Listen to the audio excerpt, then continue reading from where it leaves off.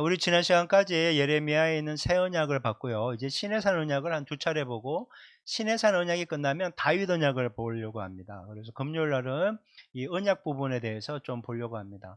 이 언약이라는 것이 굉장히 중요해요. 여러분, 행위 언약이 있고 은혜 언약이 있는데 행위라는 것은 내가 행위를 통해서 복을 받든지 저주를 받든지 요거예요. 예. 이거는 이제 구원과는 관계가 없어요. 여러분 우리가 말씀을 잘 순종한다고 해서 구원받고 지옥 가는 건 아니에요. 구원은 은혜로 받는 거죠. 그 차이가 있는 거예요. 그러니까 성경 말씀을 잘 지켜 행하면 복을 받아요, 약속대로. 그러면 성경 말씀을 제대로 못 지키면 지옥 가는가? 그런 의미는 아니라는 거죠. 여러분 구원은요, 예수 믿어야 구원받는 거예요. 나중에 또 얘기한 요한계시록에 666 받는다고 지옥 가는 중요한 게 아니에요. 그래 666이 뭐냐 맨날 그래요. 그게 아니라 예수를 안 믿어서 지옥 가는 거예요. 예수를 믿으면 뭐 이상한 게 와도 구원받는 거예요. 그러니까 악한 마귀가 하는 게 뭐예요? 예수를 믿지 말게 하는 거예요. 예수를 제대로 안 믿게 하는 게 마귀가 하는 일이에요. 그게 미혹인 거예요. 아무리 성경을 얘기해도요, 예수를 안 믿으면 구원은 없어요. 여러분, 뭐 이상한 거 갖다 붙이지 말아요. 기료, 진료, 생명은 오직 예수, 예수밖에 없어요. 예수님 잘 믿고 천국까지 믿음의 길을 완주할 수 있기 바랍니다. 자, 오늘 우리 신해산 언약, 신해산은 말 그대로 그 신해산 있잖아요. 신해산, 호렙산은 뭐 같은 건데 큰 봉우리가 신해산이고 그 앞에 있는 산이 호렙산이에요. 그래서 통칭으로 얘기하기도 하고 한쪽 얘기만 하기도 하고 이렇게 얘기도 하기도 해요. 그래서 때때로 뭐 신해산 언약이라고 하기도 하고 호렙산에서 언약 맺었다고 하기도 하는데 그냥 우리는 일반적으로 신해산 언약이다 이렇게 설명하겠습니다. 자, 오늘 보면 출애굽기 19장 5절 6절이에요. 너무 중요한 말씀이에요. 왜 이스라엘 백성들을 출애굽시켜서 약속의 땅 가나안으로 데리고 가고 있는가? 그 이유가 설명되는 거예요. 자, 5절 6절 한 목소리로 같이 읽겠습니다. 시작. 다 내게 속하였나니 너희가 내 말을 잘 듣고 내 언약을 지키면 너희는 모든 민족 중에서 내 소유가 되겠고 너희가 내게 대하여 제사장 나라가 되며 거룩한 백성이 되리라. 너는 이 말을 이스라엘 자손에게 전할지니라. 아멘. 자, 모세한테 주님이 신탁을 얘기하고 이것이 이스라엘 백성들에게 전달되는 그런 구조입니다. 그래서 이스라엘 백성들에게 한 얘기다 이렇게 보시면 돼요. 하나님이 출애굽한 이스라엘 백성들을 아브라함의 후손이잖아요. 그들을 가나안 땅으로 데리고 가서 너희들이 나를 잘 섬기고 믿음으로 잘 섬기고 내가 준 언약에 충성하면 너희들은 뭐라고요? 내 소유, 내가 책임지는 내 백성이 된다 이거예요. 제사장 나라가 된다는 것은 열국이 이스라엘을 통해서 하나님께 나아갈 수 있는 너희들 목회자가 되게 해주겠다 그 얘기인 거예요. 그래서 하나님께서 유대인들을 그렇게 뽑았는데 유대인들은 우리만 선민이야 이렇게 된 거예요. 우리만 제사 지낼래 이렇게 되는 거예요. 아니에요. 너희도 제사 지내고 열방이 제사 지내게 하는 게 하나님의 뜻이었어요. 유대인들로 인해 실패했어요. 그래서 이제 예수님의 피를 통해서 다시 하나님의 소유된 백성을 삼은 게 누구예요? 여기는 우리라는 거예요. 우리가 바로 제사장이에요. 그러면 우리가 제사장으로서 뭘 해야 돼요? 가족들을 주님께로 인도하는 축복의 통로가 돼야 된다는 거예요. 직장으로 간 이유가 뭐예요? 직장에 있는 사람들을 주님께로 인도하는 제사장이 돼야 된다는 거예요. 나 혼자 예배드리고 끝이 아니에요. 내 기도 제목하고 끝나는 게 아니라는 거예요. 나를 보내신 삶의 그 자리가 선교지인 줄 믿으시기 바랍니다. 그러니까 선교지에서 도망치면 돼요, 안 돼요? 안 되지. 안 되지. 내가 그때 그 사람을 따라가야 되고 그 직장을 갔어야 되는데 내가 그때 뭔가 미쳤는지 그 인간을 안 쫓아가고 이 인간을 쫓아가고 이 직장을 잘못 간 내가 아니에요, 여러분. 잘못된 선택처럼 보여도 여러분 중요한 게 뭔지 아세요? 주님이 함께하고 있다는 거예요. 여러분 이것이 위로지만 이것도 사명이라는 거예요. 그러니까 지금 있는 그 장소에서 주님이 떠나라고 하기 전까지는 거기에 버티는 거예요. 단순히 버티는 게 아니라 제사장 나라가 되는 거예요. 그 땅을 하나님의 나라와 통치가 임하는 하나님의 복을 받는 여러분 때문에 여러분 가족이 복을 받기를 소망합니다. 여러분 때문에 여러분의 직장에 있는 사람들이 복을 받기를 소망합니다. 아유, 당신은 복덩이라고. 당신이 오니까 다 잘 된다고. 그런데 여러분이 직장에 가는 순간 그렇게 재미있게 커피 마시며 수다 떨는 사람이 전부 다 쌩까면서 간다. 그러면 나는 뭐 홍해 바다 가려는 사람도 아니고. 여러분이 오기 때문에 밝아진 은혜가 있기를 소망합니다. 사람들의 어떤 시선 너무 힘들어하지 마시고요. 정말 나는 주님의 축복의 통로로 내 주어진 삶의 자리에서 멋지게 승리하며 살겠노라. 이렇게 다짐하며 사는 우리 모두가 되기를 소망합니다. 그게 제사장 나라가 되는 거예요. 자, 이스라엘 백성들이 애굽에서 출애굽했어요. 1월 15일 날. 그래서 약 2개월 지나서 시내산에 이릅니다. 이때 하나님께서 모세 올라와 총 8번 올라갔다 와요. 이때 이렇게 얘기합니다. 모세를 부르신 후에 독수리의 날개를 업어 이스라엘 백성에서 애굽에서 인도하셨다. 여러분, 독수리의 날개에 이렇게 새끼들 태워서 막 나르듯이 내가 너희들을 이렇게 신속하게 시내산까지 데리고 왔다. 이렇게 얘기하는 거예요. 시내산에서 모세와 언약을 맺었으며, 그래서 이 모세 언약이라고요. 모세가 언약을 받아서 이스라엘 백성들에게 시내산 언약으로 전해주는 거예요. 그래서 때때로 모세 언약이기도 하지만 결국 모세 언약은 시내산 언약하고 똑같은 거다. 이렇게 이해하시면 돼요. 그래서 조금 전에 출애굽기 19장 5절 6절에 봤던 것처럼 모세 언약, 시내산 언약의 핵심은 하나님의 제사장 나라와 거룩한 백성이 되는 것이에요. 구별된 백성. 열방을 주님께로 와서 예배하게 하는 축복의 통로가 되는 것을 삼으려고, 그러니까 땅을 줘야 될 거 아니에요. 그래서 직임을 주고 그렇게 해서 가나안 땅을 주게 된 겁니다. 자, 이거는요, 아브라함에게 했던 최초의 그 약속이 이스라엘 백성들에게 성취되는 것으로 이렇게 이해하시면 됩니다. 그래서 이걸 이해하려면 아브라함 언약을 봐야 되는 거예요. 자, 창세기 12장 2절 3절 말씀 한번 읽어볼게요. 자, 시작. 내가 너로 큰 민족을 이루고 내게 복을 주어 내 이름을 창대하게 하리니 너는 복이 될지라. 너를 축복하는 자에게는 내가 복을 내리고 너를 저주하는 자에게는 내가 저주하리니 땅의 모든 족속이 너로 말미암아 복을 얻을 것이라 하신지라. 아멘. 여러분 때문에 복을 받게 한대요. 여러분 때문에 복을 받아야 돼요, 사람들이. 그러니까 여러분이 주어진 삶의 자리에서 남들한테 복이 흘러갈 만한 짓을 해야 되는 거예요. 아이고, 뭐 믿는 사람이 더하네, 이런 소리 들으면 안 돼요. 바로 이런 것이죠. 하나님이 아브라함에게 복을 주시고 그 큰 민족에 대한 언약을 맺었잖아요. 그 큰 민족을 이루겠다. 지금 이스라엘 백성들이 큰 민족이 되었죠. 그들에게 아브라함에게 했던 그 복의 약속이 계속 이어질 수 있도록 신의 산으로 인도했다는 거예요. 신의 산에서 이제 가나안 땅으로 데리고 간다는 거예요. 그래서 이제 그 언약을 성취하는 그 시점에 와 있다라는 거예요. 하나님은 이스라엘 백성이 하나님께 순종하고 언약을 지키면 하나님의 소유가 되며 제사장 나라와 거룩한 백성이 될 것이다 라고 얘기하는 거예요. 그러니까 하나님을 향한 순종이 언약의 중심에 있는 거예요. 여러분, 신앙생활의 중심에는요, 말씀이 있어야 되는 거예요. 그리고 기도가 있어야 되는 거예요. 말씀이 내 삶 속에 실체가 되게 하려면요, 기도가 있어야 되는 거예요. 그래서 여러분 가정이 뭘로 세워져야 되는지 아세요? 말씀과 기도로 세워져야 되는 거예요. 여러분, 직장 생활을 어떻게 해야 돼요? 말씀과 기도로 주님 앞에 견고하게 서서 주님 내게 주신 은사와 달란트와 지혜와 능력을 가지고 일해야 되는 것이에요. 그래야 축복의 통로가 되는 거예요. 그래서 항상 여러분, 가장 기본이 결국 말씀과 기도예요. 이 교회가 베이직 교회인 이유는 말씀과 기도와 교제와 전도, 이것을 십자가를 완성하기 위한 거라는 거예요. 그래서 지금 할 수 있는 것은 말씀과 기도에 집중하는 거예요. 여러분, 성경은 분명하게 얘기해요. 순종은 축복, 불순종은 저주, 이것입니다.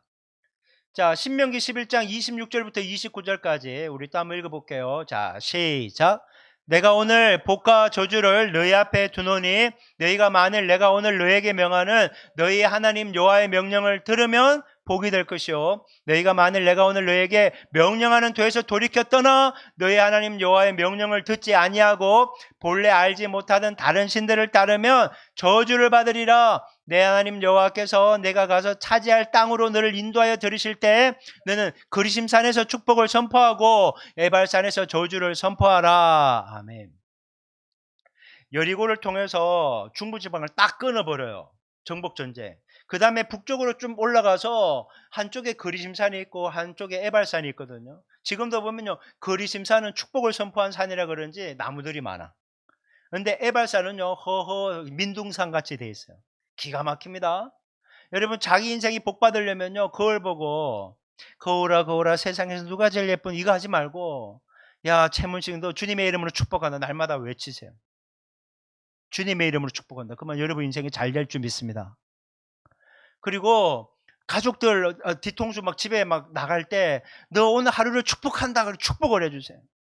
남편도 축복해주고 배우자도 축복해주고 자식도 축복해주고 여러분 그러면 복을 받을 거예요. 그게 복의 통로인 거예요. 근데 만약에 계속 저주하고 미워하고 원망하잖아요. 말씀 그대로 이루어지는 거예요. 여러분 말이 사람을 살기도 하고 죽이기도 하는 거예요. 그래서 한 입에서 찬양이 나오고 기도 소리가 나오고 한 입에서 저주도 나온다고 얘기하는 거예요. 여러분 오늘 하루 동안 여러분의 입에서 나온 거는 찬양이 많았나요? 아니면 뭐 저주가 혹시 많았나요? 뭐 저주는 뭐 하루 종일 할 리는 없겠지만 여러분 우리가 한번 생각을 해봐야 되는 거죠. 모세가 이스라엘 장로들에게 이 얘기를 전했어요. 복의 길을 허락할 거고 순종해야 산다, 복을 받는다.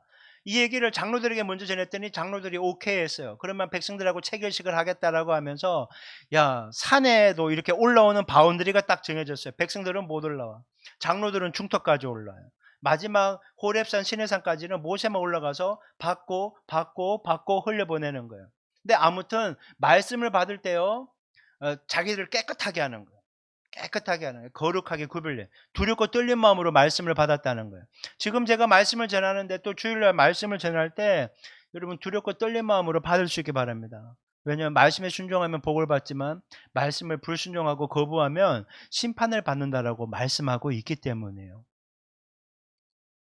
자, 하나님은 시내산 언약을 통해서 이스라엘이 이방 민족과 구별되기 위해서 지켜야 될 법을 줘요. 총 3가지를 주는데 이제 여기에는 기록되어 있지 않지만 3가지예요. 하나는 따라합니다. 십계명, 두 번째 언약서, 세 번째는 성막 설계도죠. 근데 이건 법이 아니니까 제가 뺀 거예요. 십계명과 언약을 주는 거예요. 언약은 말 그대로 레위기예요. 레위기를 좀 더 보완한 것이 신명기가 되는 거예요. 그냥 같은 법이다 이렇게 생각하면 되는 거죠. 율법의 목적은 자 굉장히 중요합니다. 자, 첫 번째 노란 글씨 한번 읽어볼게요. 시작. 율법의 목적은 이스라엘 백성이 율법을 준수하여 의롭게 되는 것이 아니었다. 예, 말씀대로 다 지켜진다고 해서 의로워지는 건 아니에요. 옳아지는 건 아니에요. 구별된 모습으로 살 수는 있어요. 세상과 타협하지 않고. 하지만 그것 때문에 구원받을 수 있는 의로운 사람은 될 수 없어요. 무슨 얘기인지 아시겠죠? 의인은 없나니 뭐라고요? 하나도 없다는 거예요.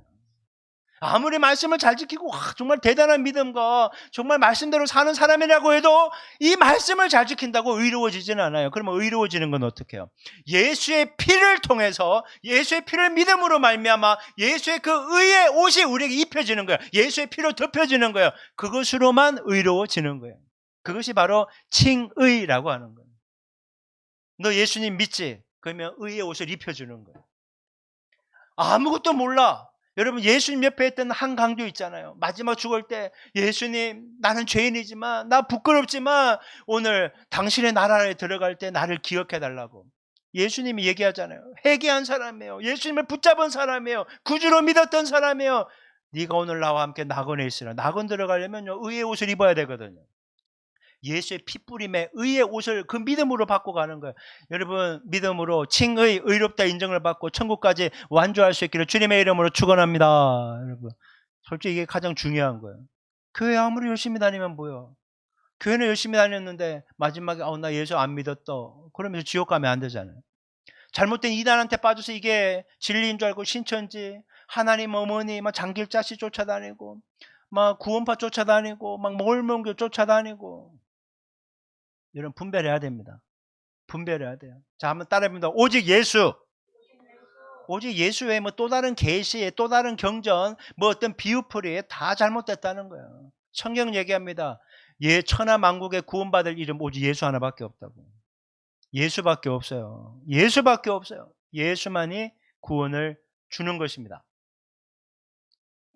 자, 시내산에서 주신 율법을요 세부적으로 나누면요 십계명이고 시민법이고 의식법이에요. 시민법이라는 것은 사람들이 살아가면서 지켜야 될 법들이 있잖아요. 뭐 배상해야 되고 뭐 그런 거. 그 다음에 의식법이라는 것은 레위기에 보시면 1장부터 5장까지 5가지 제사 지내는 방법이 나와요. 번제, 소제, 속건제, 속죄제, 화목제 요 얘기가 나온다고요. 이걸 지금 하진 않죠. 그래서 율법은 이제 예수님이 오시면서 폐했다라는 것은 십계명이 폐해진 게 아니에요. 뭐가 폐해졌어요? 의식법이 폐해졌다는 거예요. 그리고 지금 시민법은 눈에는 눈, 이에는 이 그런 걸 그대로 적용하면 큰일 나잖아요. 내 자식을 누가 때려갖고 눈으로 한 개 터뜨려 왔어. 그만 내가 달려가서 같이 눈을 터뜨렸다. 그러면 같이 감옥 가는 거예요. 그런 법을 실제로 현재로 적용할 수는 없잖아요. 하지만 반드시 지켜야 될 십계명이라든지 그런 성경의 원리들은 우리가 지켜야 된다는 거예요. 율법은 파해지는 게 아니에요. 자, 로마서 3장 20절 말씀 한번 읽어볼게요. 시작. 그러므로 율법의 행위로 그의 앞에 의롭다 하심을 얻을 육체가 없나니 율법으로는 죄를 깨달음이니라. 여러분, 예전에는 그 시골에서 그런 게 있어요. 시골분이 서울에 오면요, 신호등을 한 번도 못 본 거예요. 그러니까 차가 안 지나다니까 그냥 횡단보도를 지나는데 빨간불인데도 그냥 지나가는 거예요. 차가 없어도. 경찰이 왜 지나가냐고 딱지 끊으려고 그러니까 난 그런 거 몰랐다는 거예요. 모를 때는 그것이 죄라고 생각을 못 했다는 거죠. 하지만 법을 갖다 대니까 아, 교통법규를 어긴 것이구나 알게 된다는 거죠. 그와 마찬가지예요.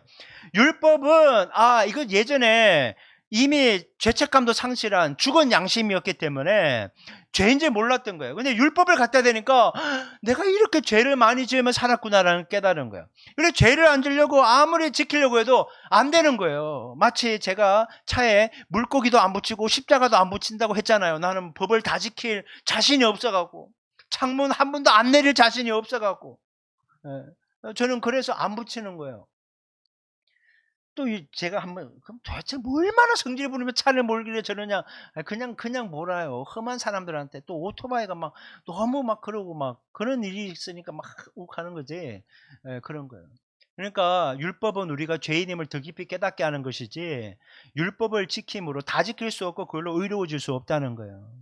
성경이 얘기하잖아요. 그런데 바리새인 서기관들은 나는 율법의 613개 조항과 모든 세부 규칙을 완벽하게 지키는 의인이야 라고 살았던 거예요.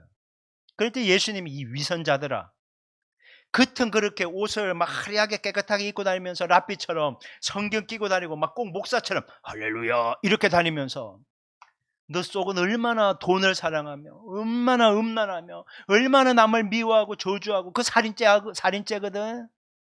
그렇게 얘기를 하는 거예요. 예수님이 오셔서 겉모습이 아니라 하나님이 중심을 보신다고 하니까 확 뒤집어 엎어놨거든요. 근데 기존에 막 거룩하고 막 존중받던 그런 랍비들인 바리새인과 서기관들은 예수님의 말에 동의할 수가 없는 거예요. 당연하죠. 사람들이 우리한테 박수 치다가 이제 박수도 안 치고 예수님을 추종하니까 예수님이 제거 대상이 돼버린 거예요. 여러분, 주님은 우리의 중심을 보신다고 얘기하잖아요. 물론 말씀을 잘 지켜야 되지만 한계가 있어요. 구원은요, 그래서 은혜로만 받는 거예요. 절대 말씀을 잘 지킨다고 기도 많이 한다고 구원받는 건 아니에요. 여러분, 은혜로 받는 거예요. 여러분, 은혜로 구원받으시기 바랍니다. 하지만 은혜 받은 사람은 이제 말씀대로 나를 구별해서 살려고 애쓰는 거예요. 그게 그 사람이 정말 구원받았는지 그 사람의 삶의 모습, 뒷걸음들, 그 다음에 열매를 보면 안다는 게 바로 그런 것이에요. 말씀에 순종하는 열매가 맺혀져야 되는 거예요. 예수를 안 믿으면서 그냥 말씀만 지켜 행하면서 구원받았다고 착각하면 안 돼요. 예수님을 구주와 주님으로 믿으면 새 언약이 내 심장에 쓰여져서 죽은 양심이 살아났거든요. 살아나고 있거든요. 성령을 따라가고 있거든요. 그런 말씀에 순종하게 돼요. 예전에는 거짓말하는 거에 죄책감이 없었어. 그런데 이제 거짓말하니까 죄책감이 오는 거야. 아, 이러면 안 되겠다. 그것 때문에 손해를 봐야 되고 솔직하게 얘기해서 피해를 봐야 되고. 제가 이제 토목기사로 현장 생활하다 보니까 막 이중장부, 삼중장부 그런 게 있어요. 돈 막 이렇게 막 쓰고 그거 이제 대놓고 쓸 수 없으니까 막 감춰두고 막 이중장부 나는 안 썼어요. 쓴 것 같은데 이렇게 보지 마시고 안 썼다니까 나는 뭐 그런 담당하는 사람이 아니니까. 예전에 그래 쓰다가 정말 주님을 믿다 보니까 못 쓰겠다는 거야. 그런데 여러분 한번 생각해 보세요. 아이 최대리가 옛날에는 이중장부, 삼중장부 잘 쓰더니 갑자기 이 사람이 부흥회 가더니 은혜를 받았다고 하더니 이중장부, 삼중장부 못 쓰겠다고 하는 거예요. 그러면요 모두가 힘들어지는 거예요. 그렇잖아요. 그래서 핍박이 오는 거야, 핍박이. 적당히 예수 믿으면 핍박이 없어요, 여러분. 제대로 믿으니까 그때부터 핍박이 오는 거예요. 빛이 나타났거든. 빛이 나타났던 거예요. 빛과 소금은 그런 거예요. 짠맛을 내고 사람들은 이게 옳지라고 하는데 옳은 대로 살 수가 없는 거예요. 그러면 너무 힘들거든. 그러면 어둠을 사랑하는 사람은 빛을 몰아내는 거야. 옛날에 좋았는데 최대리 변했다면서 몰아내는 거죠. 그러면 한번 나가면요, 이 사람은 다른 데로 가기가 어려워요. 이미 소문이 쫙 나기 때문에. 그래도 끝까지 주님 바라보며 가야 되는 거예요. 그것이 주님이 원하시는 거라는 거예요. 여러분 정말 핍박이나 환난이나 그런 거 두려워하지 마시고 이왕 믿으려면요, 제대로 믿을 수 있기 바랍니다. 요즘에 그런 묵상이 많이 되더라고요. 주님, 우리 성도님들 정말 베이직으로 말씀과 기도로 건강하게 세워지게 하여 주옵소서. 작은 교회 다닌다고 말씀도 작다고는 그런 생각하지 않도록 정말 귀한 말씀이 마음에 심기게 도와주시옵소서. 그리고 제대로 좀 살게 하시고, 하나님 대복도 있고 소복도 있다는데 대복 받게 하여 주시옵소서. 아멘 해야죠. 자, 대복 받을지어다, 소복 받을지어다. 그럼 대복 소복을 어떻게 나누는지 모르겠지만 아무튼 복은 있는 대로 다 받으시길 바랍니다. 예. 뭐 목사가 복 얘기하냐. 예. 아니 내가 복만 받고 끝나라는 게 아니잖아요. 복의 통로라니까요. 아니 복을 받아야 흘려보낼 것 아니에요. 근데 복 받을 만한 그릇이 돼야 되거든요. 뭐 말씀에 순종해야 되는 거예요. 말씀이 내 것이 되도록 기도해야 되는 거예요. 이번에 다윗 언약으로 오늘까지 계속 공부하다 보니까 다윗이 하나님께 너의 후손들 잘 되게 해줄게. 막 왕이 끊이지 않을 거야. 뭐 예수님을 통해 성취되지만 그 말씀을 듣자마자 다윗이 바로 한 게 뭔지 아세요? 찬양이 아니라 기도였어요. 그대로 이루어지기를 원하나이다. 말씀을 받으면요, 기도 바로 해야 돼요. 주님, 그 말씀 내 것이 되게 하여 주옵소서. 결단한 그대로 기도하면서 실행해야지 복이 되는 거예요. 여러분, 말씀대로 살면서 말씀 약속한 복을 누리되 기도함으로 여러분의 것이 되기를 소망합니다. 여러분, 말씀이 머릿속으로만 남겨져 있거든요. 들어올 때 마음에 새겨진 것 같지만 이것이 능력으로 되려면요, 이게 기도로 잘게 부셔서 내게 흩어져야 되는 거예요. 마치 음식을 먹었을 때 이로 잘게 부서 위에서 분해서 이렇게 성분이 흩어지듯이 말씀이 내게 들어왔을 때 이것이 내게 능력이 되려면요, 바로 기도로 분해를 해야 되는 거예요. 말씀 붙잡고 기도하는 것이 인생의 승리의 비결이라는 것입니다. 여러분, 그렇게 날마다 말씀 붙잡고 기도함으로 승리할 수 있기 바랍니다. 이것이 굉장히 쉬운 이론이지만 힘들고 어려워요. 힘들고 어려워요. 얼마나 힘들고 어려운지 몰라요. 여러분, 문제 없는 인생 아무도 없어요. 이게 위로가 되려나? 다 문제가 있어요. 애는 애대로. 요즘에 제가 한 번씩 이렇게 쇼츠 같은 데 보면 상담학이나 사회학자들의 걸 이렇게 관심 있게 보거든요. 근데 누가 그 얘기를 하더군요. 뭐 10대 때 학창 시절 힘드니까 10대 지나면 20대가 좋을 줄 알지. 아니요. 20대 취업 때문에 환장한다는 거예요. 그러면 20대 취업해서 뭐 결혼하고 30대 좋을 줄 알지. 애 키우느라고 죽어난다는 거예요. 40대는 막 그 뭐 가장 차장 부장급 돼서 일하느라 정신이 없다는 거예요. 50대 되면 막 일할 것 같은데 막 아프다는 거예요. 60대 되면 벌써 세상을 떠난 사람도 많고 은퇴해서 앞으로 20-30년은 더 살아야 되는데 일도 없고 답답해 환장한다는 거예요. 70, 80대니까 살아도 사는 게 안 되더라는 거예요. 그러면서 하는 말이 그 힘든 시기만 지나면 좋을 것처럼 보이지만 그 시기마다 다 힘들고 어려움이 있다는 거예요. 문제 없는 인생은 없고 고통은 다 있다는 거예요. 그러니까 그냥 적응하며 살아. 요게 사회학자가 하는 말이었어요. 그런데 저는 믿음의 사람을 하나 더 붙여야죠. 그러니까 주님을 붙잡아야 돼. 10대 때도 주님 붙잡고 가셔야 돼요. 20대 때도 주님 붙잡고 가야 되고 30대, 40대, 50대, 60대, 70대, 80대까지 주님 붙잡고 갈 수 있어야 되는 것입니다. 여러분, 주님이 우리와 함께 하십니다. 믿으십시오. 그분이 우리의 기도를 들으십니다. 또한 믿으십시오. 들으신 주님이 가장 좋은 모습으로 응답하실 겁니다. 나는 요게 좋아 보이니까 요거를 지금 현재 당장 응답해 달라 그러는데 주님이 당장 응답 안 해주고 웨이트하게 하고 노처럼 보여요. 아니에요. 그러면 더 놀라운 주님의 플랜이 있나 보다. 여러분, 우리는 플랜 A, 플랜 B 막 자꾸 이렇게 세우지만 주님께는 플랜 B 없어요. 그분한테는 모두 플랜 A예요. 최고예요. 최고. 주님이 우리에게 주시는 것은 베스트임을 믿습니다. 그래서 저는 여러분들 위해 기도할 때마다 응답이 안 되는 문제가 있다고 해도 하나님의 놀라운 베스트는 지금 만들어지고 있나 보다 이렇게 생각하고 있는 거예요. 어떤 면에서 다 예비되어 있거든요. 내가 준비가 안 됐을 뿐이야. 그리고 그 때가 안 됐을 뿐이고 때가 될 때까지 여러분 믿음의 그릇을 크고 깨끗하게 준비할 수 있길 바랍니다. 여러분, 이왕 복 받을 거 아까 얘기했죠. 큰 복 받으시기 바랍니다. 많이 받으시기 바랍니다. 넘치게 받으시기 바랍니다. 그리고 그것을 흘려보내는 축복의 통로로 여러분의 삶의 자리에서 멋지게 쓰임받는 그런 도구들이 되시기를 주님의 이름으로 축원합니다.